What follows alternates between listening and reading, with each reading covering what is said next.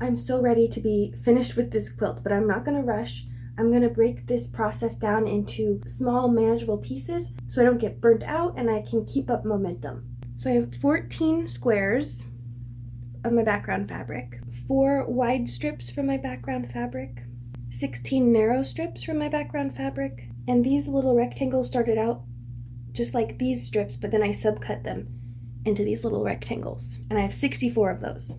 I'm using 2 colors for my E-strips. I have 8 of this darker color and 10 of the lighter color because this is going to go in the middle unit too. Today I'm going to work on my strip set, so I'm going to set aside the A and C pieces and work with B, D, and E. I'm going to use 2 of my E strips and all of my B strips to make a strip set that looks like this. So that's relatively simple, just a couple seams. I'm going to press the seams towards the gray before I subcut. So there will be a total of 2 of these strip sets. My next strip sets are even easier. It's just 1 D and 1 E. And I'm going to be making these strip sets with both of my gray colors, 8 of the light gray and 8 of the dark gray. So very easy. It's just going to take some time to sew and then even more time to subcut into the smaller units. So that's all I have planned to do today. I'll see you tomorrow.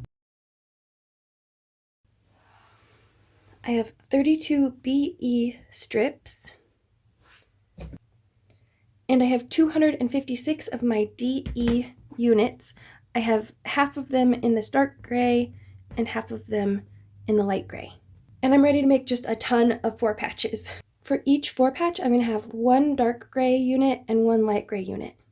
And since I've pressed all of my seams towards the gray, I'm going to be able to nest it nice and neat. So I'm just going to take this whole bin over to my sewing machine and get sewing. And I'm going to ignore these for a while. In case you were wondering, this is not sewing related. I'm just clumsy.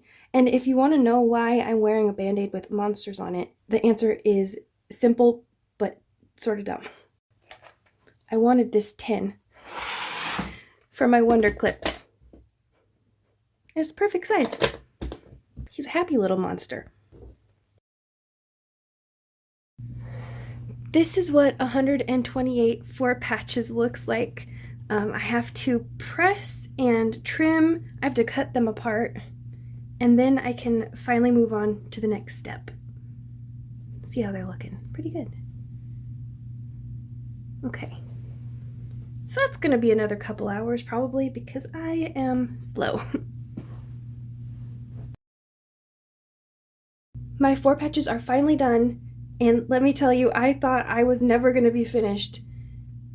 That was a lot, but now I can finally bring in my C rectangles and move on to the next step. Each unit is going to have 2 4 patches and 1 C rectangle, and it's very simple. I'm just going to sew the C rectangle to one of the 4 patches, and then I'll sew the other 4 patch to that. And since I'm using 2 colors, I'm going to make sure that my dark gray is always going to be in the corner and not touching that middle strip. Today is the day I'm finally going to finish these Irish chain blocks. I have 64 of these units and 32 of these strip sets, and I'm going to put them together. Each block is going to have 2 of the 4 patch units, top and bottom, and in the middle, 1 of these strip sets. I haven't been glue basting these units so far, but when I connect the top and bottom to this strip, I'm going to do just the tiniest bit of glue basting right here where the seams meet, because I've been doing all this work. I want this to be exact, or as exact as I can get it. So, like always, I'm going to sew the middle to one side. So I finger press it open, then I'll sew these 2 pieces to the top, and then I will do a good final press, and I can finally move on to piecing my quilt top. All 32 of my Irish chain blocks are done.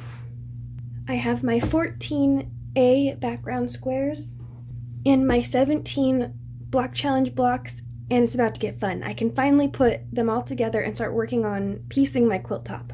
I'm going to organize these on my design wall, and then I can finally start piecing my quilt top. Before I started piecing my quilt together, I wanted to give you a little update on this block, the one that was slightly too large. This is what it looked like, and this is the new one. And one final note is that I'm going to piece each of these blocks together with a scant 1/4 inch seam.